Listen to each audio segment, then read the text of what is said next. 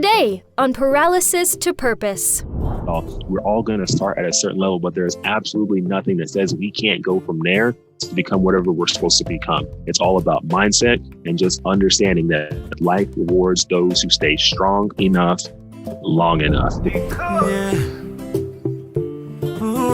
Here we go. You can do anything you put your mind to. What seems impossible can be done by you. It may knock you down, but don't let it stop you. Got so much to give, a lot of life to live. You must go from paralysis to purpose. This is Paralysis to Purpose, the podcast with David Cooks. Hello, everyone, and welcome to another episode of Paralysis to Purpose, the podcast. Make sure you review this podcast, like this podcast, and share this podcast. I say it all the time, and I love the job that I have. I get to interview and have conversations with some of the most intriguing and inspiring people on the planet. And today is no exception. You know, there are only 2 African-American drivers out of all 4 national NASCAR racing series, and we've got one of them here today. Not only is he a race car driver, he is a lieutenant commander in the United States Navy, serving now in the reserves, a former Division I athlete stud. Man, you were good when he played for Navy. And his story is amazing. He competes right now in the NASCAR Xfinity Series, which is one level below the NASCAR Cup Series, but he'll get there and he'll join the one and only Bubba Wallace at some point soon, I believe. So it is an honor for me today to have Jesse Iwuji with us today on Paralysis to Purpose, the podcast. Welcome, Jesse. Thank you for having me on the show. Yeah, well, hey, let's dig right in. From Paralysis to Purpose is what we do. You know, paralysis takes on many forms, and it can be just anything. But your journey from the Navy to NASCAR is something we're going to talk about, but I want to begin with your family and your background and talk about Nigeria and your family and the importance of that and how we can go from there and see how your family, your parents and your siblings were a part of making you who you are today. Yeah, so definitely an interesting journey. So both of my parents are from Nigeria originally, and they immigrated from Nigeria to the U.S. back in the 80s. Before having me and my 2 brothers and my sister in Dallas, Texas. They decided to settle in Dallas because there was a pretty good Nigerian population there. So they wanted to be next to people who they knew from home. And, being from Dallas area, for those who, are football fans, we all know that Texas football is king in that state. So I naturally gravitated towards football. And that's what led me to eventually playing football in middle school, then high school, and then working really hard so that I could put myself in a position to get recruited by some schools so I could play college football, and eventually got the opportunity to play college football for the Naval Academy. And it was just a great opportunity to go to a really good school, get a great education, play football for a great team. And then when I graduate, be able to serve in the United States Navy as an officer. So I went there, got there in 2006, played football all 4 years, ran track all 4 years, graduated in 2010, became a surface warfare officer after that. And as a surface warfare officer, I was on multiple ships, went on 2 different deployments, did all that. And in between my deployments, in between my time at sea, I was developing this passion for cars and racing. And I had decided to buy this Dodge Challenger and a Corvette, and I was taking them to different tracks near me. And that need for speed that I was, really gathering at that time is what really launched me towards wanting to go after a professional racing goal. And I had no clue where to go, what to do, how to make it happen. But I used my resourcefulness that I have figured out over, the last how many ever years of my life, use that resourcefulness, use my network, use whatever I could to just find a way to get into racing. There really isn't a clear path. I mean, there's a general path that a lot of people take, but there isn't any clear path. So I finally figured out how to get into lower level series and start working my way up. I had to figure out how to get the funding to do it. I had to find some sponsors here and there. I started my own business to make extra money on the side to supplement expenses. I did whatever I could. I just didn't let obstacles stop me, because there was a lot of them. The initial one was, hey, you don't come from racing. How are you going to even make it in there? Well, I had to figure it out. Hey, you don't come from a wealthy background. How are you going to find the money to do it? Well, I had to figure it out. Hey, you're not like everyone else. You're African American.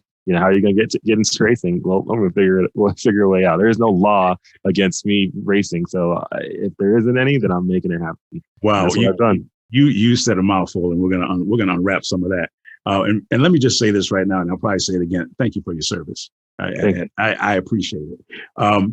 You come from an athletic family. You're not the only one that have had success at the collegiate level in terms of athletics. Can you talk a little bit about your peers, your brothers and your sister, and some of the things they did, and your mom? I understand that. Yeah. She could get it in too. Yeah. So all my family, they were all athletes. My dad was a soccer player, a lot of his life. My mom, she ran track. She was one of the fastest in the state in Nigeria. So, and back when she ran, that was during a time where they didn't have electronic timing systems. They didn't even use a stopwatch. They were just like, hey, here's the starting line. There's the finish. Whoever crosses first wins, and she would always win the races. So I think that's where I got my speed was from her. And then both of my brothers, they played football. They also made it to the collegiate level and played college football, D1. And then my sister, she ran D1 track and ended up being the second fastest in school history at Arkansas State for the 100-meter hurdles. Wow, that's pretty impressive. Not very many people can have. I mean, if you get one in a family that's able to achieve that and have four and get college degrees, all of that is what's really impressive. Can we talk about, because you mentioned a lot about obstacles, and in my book, Getting Undressed from Paralysis to Purpose, one of the things that I state is that obstacles don't redefine who you are, they redirect you. And I want, if you could you talk a little bit more about opportunities versus obstacles, because you you didn't let the obstacles stop you. And one of the things that I love about what you said is something that I believe is that as much as there's injustice and everything, there's no law that says I can't be successful. Can you talk about that and how that helped drive you? Because you talked about a lot of obstacles that you faced, but you had a goal and a vision and you kept going. So it initially starts with mindset, right? You got to get your mindset in a good place. A lot of people in life, they complain about, oh, I didn't achieve this. I didn't do this because of this person or because of this or because of this system or blah, blah, blah, blah, blah.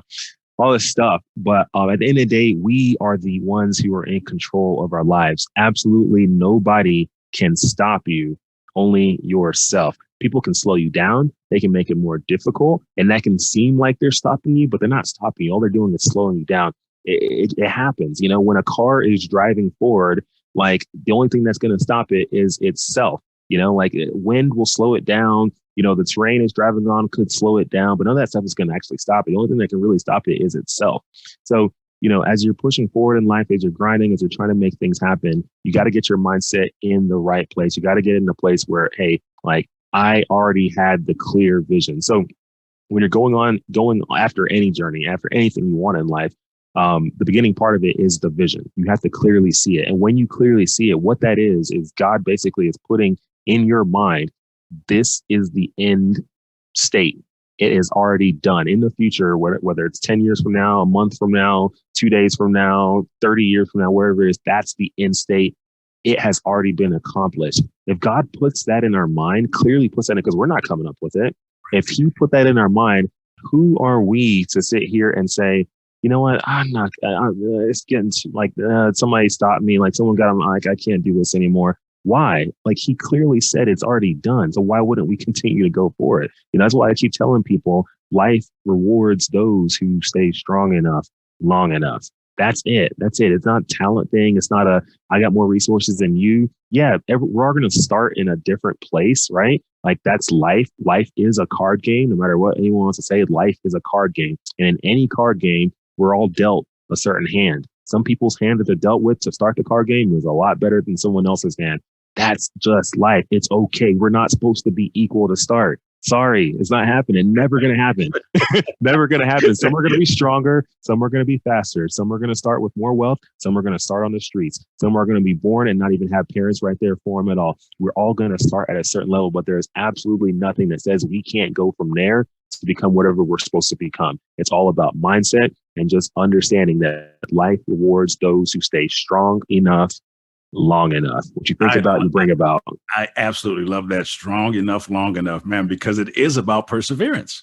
Mhm. It is about perseverance. There are three things that we try to focus on the podcast, and it's perspective, how you see a thing, the mindset you just said, right? Perseverance, and then partnerships. I love the fact that you don't have to make this journey by yourself. Yeah. You don't, and that there are people out there who are willing to support your vision. When did you first know? I mean, when did you know that this was what you were going to pursue? When did you get that download into your spirit, man, that I'm going to be a NASCAR driver? So that fateful day was I can't remember the exact day it was, but it was January 2014. I remember the month for sure. So January 2014, I was sitting in my room one night. I had a whiteboard on my wall that I think I wrote some goals on it, and I erased whatever was on it. I pulled it off my wall. I just made the decision. I was like, I don't know why, but I keep seeing myself become a professional race car driver. Like I see it. I don't know why, but I see it. And I just erased whatever I had on the whiteboard, and I wrote one big goal. It said, become a professional race car driver. And I put it up on my wall. And that was where the journey began. At that point, when I started now putting energy and focus towards it, this whole law of attraction stuff starts happening, right? So when you start putting energy, start putting focus on a daily basis, and you truly, truly want something, you will start attracting people, things into your life that will start helping you get there. And along the way, there will be distractions. You just got to push forward. The reason why these bad things happen sometimes, and it's just making you stronger, the reason is because as you're pursuing, as you're grinding forward, success is heavy. And if you are not strong enough to hold it, then when success lands in your hands, you're going to drop it and squander it. All these people who try to do the whole get rich quick or, get to things too fast, what ends up happening is success gets thrown onto their hands super quick, and then they drop it, they squander it, and it's done. Life wants to make you strong so that you can hold the success and you don't squander it when it gets to you. Wow. You said success is heavy. I'm going to tell you right now, I speak for a living, and I'm going to use some of these. I'm going to give you credit though. my agent always says is like, if you ever hear something good, you can give them credit 3 times. After that, it's yours. Agreed. Well, you said success is heavy. One of the things I said in my book is that how you handle success will determine how much success you can handle. Yeah. And like you said, if you're not prepared for it, it may pass you by, and that would be unfortunate. You've overcome a lot in this process. I want to know about the naysayers. I'd like to know when you decided to tell people this is what you're going to do. I'm sure that everybody wasn't standing up applauding you saying, "Oh yeah, let's go do this, Jesse." What? I mean, you've got so many communities. You've got your naval community. You've got your family. You've got the athletic community. You've got another nation. What was it like? What kind of feedback did you get? I'll use the word feedback. Did you get when you made it clear that this is the route I'm going to take? It took me about a little over a year or some change to so when I made the decision in January 2014, it took about a year or so before I kind of made it public knowledge that this was what I was going to do. I had talked to a few people here and there along the way because I needed their help on certain things, but I didn't make it public because I knew that initially I'd probably receive some flack. I knew there would be negativity out there, but I didn't want to, like Les Brown says, I did not want to let people's opinion of me become my reality. And it's really easy to make that let that happen when you hear negativity, people saying you can't do it for whatever reason and all that stuff. I did not want that to happen. So I was like, you know what? I don't need to tell everybody my journey. Like I know where I want to go. Your mind is very powerful. Your mind will attract things into your life. If you let the negativity get into your mind, you will start attracting that stuff sometimes. And I didn't want that to happen. So I was like, I'm not going to let everyone know. I'm just going to let a few people know, and I'm going to keep pushing forward. So it took about a year and some change before I made it happen. But I'm a firm believer, what you think about, you bring about. So I kept it in my mind. I grinded forward. And, somewhere in 2015, I decided that I was going to let the general public know that this is what I'm doing. And I started receiving good support because by then I had already began the journey. I had already began doing things to try to get closer to it. So I felt like I had a stronger foundation at that point. So no one was going to knock me off of it. Wow. So you exercise wisdom in revealing what it was you were going to do, because you didn't do it right away because you knew that that would have certain repercussions, and you stayed focused on that. A lot of times, I think we share our dreams and visions with the wrong people too soon, and then they have you thinking that there's something wrong with you. Like, man, we don't do that. That's not what we do. I don't know what you're thinking about. I mean, you should be you're a lieutenant in the Navy. I mean, that's where you're successful somewhere else, and then when you start talking about doing something totally different, you get the I call them the birds start talking. They start talking. Well, the reason why is because, like I said before, God gave you a vision, right? But he only gave you the vision. He did not give anyone else. So they can't see it for you. You have to see it for yourself. And that's why they're going to, not be fully in belief that you can achieve it, because they can't see it. And that's okay. It's okay that you can't see it. Cool. Like, thank you. I know you can't see it. It's all good. Like, I can't even expect you to believe in me. You can't. You weren't given the vision. And if you were given the vision, you'd be right here with me going along the journey. So because you weren't, it's okay. I can't blame you for hating. But I'm going to go still accomplish it because I was given it and I got to see something that no one else in the world ever got to see. Wow. The fact that someone else cannot see your vision is not a problem. But, what's it like on game day? I call it game day. I coach basketball. Yeah. But what's it like when it's time to go? Yeah, for me, my biggest thing is one, making sure I stay hydrated. It is because it's usually very hot in the race car. Like this past weekend, we had temperatures of anywhere between 120, 140 degrees in the race car for 2 hours on end. So making sure I'm staying hydrated, making sure I got, enough food in me and energy and all that stuff. And I just try to stay as chill and relaxed as possible. It's a lot more different than football. When I played football, I was trying to get as hyped as possible. Like right before the game, I was trying to get into this crazy psycho mode, because you had to, like, you're about to go run as fast as you can and throw your human body through another human body, it's multiple times for a few hours, so like you have to get your mind into a different place to do that. It's not a normal thing. we weren't built to do that. Right. So but whereas in racing it's different. Like you get too hyped and all too antsy, you're not going to be smooth on the track. You're going to be way too hot. You're going to be like all over the place. You're not going to be focused the right way. So I try to get as calm as I can, but also as focused as I can for the race, because focus is key. Like that's the end all be all in racing. It's just focus. Wow. Let's talk about legacy. I think what you're doing right now is groundbreaking and could have generational impact. When you think about what you're doing now, and you're going to do this for a while, what would you like your legacy to be? The biggest thing I would want it to be is I want it to be something where my platform that I've been able to build with all the help I've been able to have, I want it to be something that people can go see and then recreate, because I'm just the average Joe who decided out of nowhere when I was 26, 27 years old that I wanted to go be a professional race car driver. Even though I had another career pretty much already going, I could have stayed, active duty Navy for 20 plus years, retired, gotten a check every month for the rest of my life. I could have done that. I could have just done that. But I went after something even crazier while still serving. And I just want my story, I want my journey to be something that's repeatable by other people, can see it, use it to inspire themselves, whether they want to get into racing or whether they want to do anything else. Just to see that, hey, someone can go from this to that, something that seems impossible. But look, as long as you apply these core principles to your life, like you can actually achieve it. And that's what I want. That's what my legacy to be. Something a story that people can look at forever and be like, man, I see myself in this person. I can be like this person in whatever they're trying to be. You strike me as someone who does not limit who you will inspire. You like whosoever will let them come and be inspired. And I think that's very unique. And I think that's also gives you the ability to navigate in many circles and still have success. That being said, you are an African-American. What is your commitment or your philosophy about giving back, about bringing people along with you who perhaps haven't had those types of opportunities? Yeah, it's very important to give back as much as you can, because I'm a firm believer of, when you help others achieve their dreams, you can achieve yours too.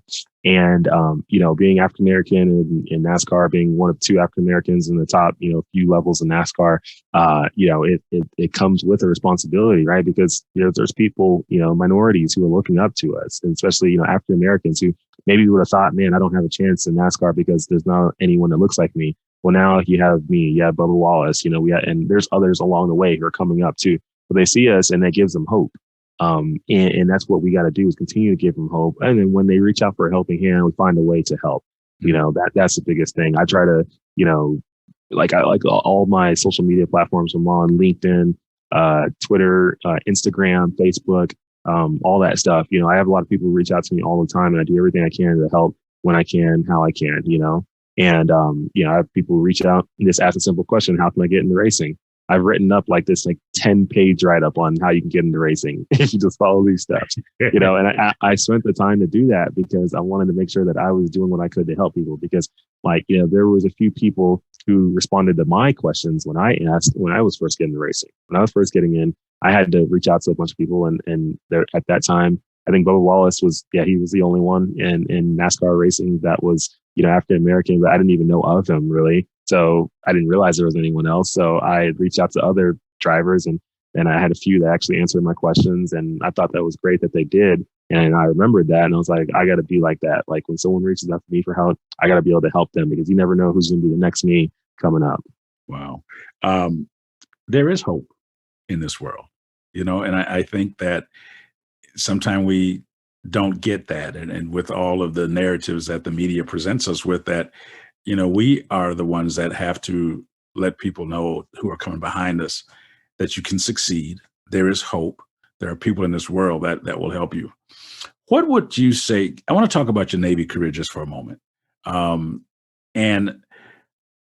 What was it that caused you to want to serve our country? I know you had an athletic scholarship, but what was the drive behind that? And then could you talk about maybe what your greatest challenge was while you were in the Navy as an active member of the Navy? And what was your greatest success as you served this country? Yeah. So firstly, I joined the forces because I got recruited by the Naval Academy to play football. Like that's what got me in. I don't think I would have ever looked at the Naval Academy if that wasn't it. But once I started getting recruited to play football there, that's when I looked into it on, okay, what's after football, and, serving as an officer, doing all that. I was like, you know what, I can do that. That seems like a good deal. So I took the opportunity, went there, and I've enjoyed every bit of it. I learned a lot of things. It's made me stronger. It's helped me build a network of people that have been very supportive over the last, many years now, all that stuff. And I would say as far as challenges and stuff, I would say that some of the biggest challenges, especially once I left the academy to be an officer in the Navy, was on the leadership side, learning how to lead people, especially when majority of the people you're leading are older than you. You're 22, 23 years old, graduating from the academy. You're immediately an officer, and you're immediately in charge of people's lives. So that's something pretty crazy. How many people at 22, 23 are in charge of 10, 15, 20, 30 people's lives? Which some of these people could be your dad or mom, so, and you're having to give them orders and organize things, manage people, doing all that stuff. It's pretty wild. So that was probably one of the biggest challenges, just to learn how to do that and how to do it well. What would you say was the key that gave you the success in doing that? I mean, was it, because leading, like you said, leading is not the easiest thing in the world. What helped you get it right? Just knowing how to understand people and personalities. That's the biggest thing. If you can understand people and their personalities, then you can understand what makes them tick. When you know what makes them tick, then you know what to do to make them move in a certain direction so that you can get the job done. You can get the mission done. That's great. I had an opportunity to work with Coach K at Duke in the early 90s when I got my MBA. And the thing that I thought separated him from a leadership standpoint was his ability to have personal relationships with each of his players. And like you said, know exactly what button to push to get each of them to be the best versions of themselves. And that takes a lot of time. Yeah, it does. It does. You really got to know your people. And it's tough because there's always turnover. People come and go. So you got to learn new people. But if you have if your personality resonates as a person who wants to understand someone who is professional and wants to get the job done, but at the same time who wants to understand you because they care, then people will feel that, and then they'll want to be led by you. Yeah. What's your greatest accomplishment? Yeah, I would say my greatest is probably, the opportunities I've had with the platform we've been able to build in NASCAR to do some great things for people. And I'm not just saying like charity stuff, like I'm talking about like straight up like direct, like me to someone else. And one of those coolest opportunities was back in 2016 when we were able to give a ride to this little kid. His name is Darian Nordstrom. He was diagnosed with terminal cancer, and he made like a bucket list of things he wanted to achieve.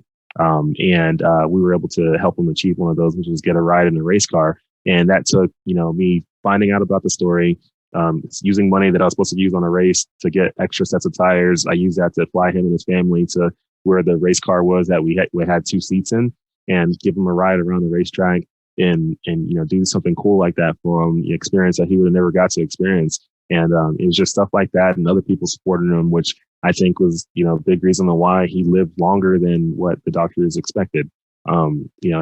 He lived, I think, 2 more years after that, but doctors at that time were saying he was only supposed to live like a month or 2. So seeing him kind of push through and all that, I think it's mainly because others came into his life and helped him achieve what he wanted to achieve in life before he went off to see, go to heaven. So that was probably one of the biggest things. That's pretty big. And it's great because one of the things that we talk about is purpose. And I believe that purpose that doesn't serve others is not purpose. I'm not sure what that's called. And the fact that you were able to take the platform that you have and sow into that young man's life is remarkable. We're just about out of time. And I want to give you the last word today. If somebody is listening to us somewhere in the world, and your voice may be the last voice that they hear today, what would you tell them? No matter what you're going through, even in the darkest point of the night, the sun will still rise. So no matter what it is, no matter how hard it gets, no matter how dark it gets, no matter who leaves you, no matter who screws you over, no matter what you lose, in the darkest point of the night, the sun will still rise. The sun will still rise and shine on your day. It is coming. You just have to stay strong enough, long enough. Stay strong enough, long enough. I love it. All right, before we go, I'm going to ask you what comes to mind when you hear each of these 3 words. Perspective. Perspective, I think of basically the way you view the outcome, the potential outcome of what's about to happen. Wow. Perseverance. Perseverance is all about, like I said before, staying strong enough, long enough. I'm going to have you keep saying it so I can remember it. And lastly, partnerships. Partnerships is all about network. Your network is your net worth. Well, Jesse, let me tell you, I appreciate you responding to my LinkedIn request. I mean, just like you mentioned. And to have you here today, I know that you have a lot going on, and there's a lot of places that you could be in, a lot of podcasts you could be on, but you chose to be on our podcast today. For this, I thank you. I thank you again for your service and for your example, not just for the African-American community, but for America at large. Because if we come together, I think we got a chance to be a really, really great nation. Oh, yeah, that's for sure. Well, this is David Cook signing off from this episode of Paralysis to Purpose, reminding you that your ability to endure is always greater than your willingness to endure. We'll see you next time. You can do anything you put your mind to. Thanks for tuning in to Paralysis to Purpose. Don't forget to follow us on social media at Paralysis to Purpose on Facebook, Instagram, Twitter, and TikTok. To purchase his book, visit davidcookspeaks.com. Be sure to tune in next time for more inspiring conversations with David Cooks. No, it's a blessing to be alive every day. and life's too short to have a bad day. Next time on Paralysis to Purpose. So work with people you want to work with, be in a job that God's given you talent and ability to be in, and make the most of that. Paralysis to purpose.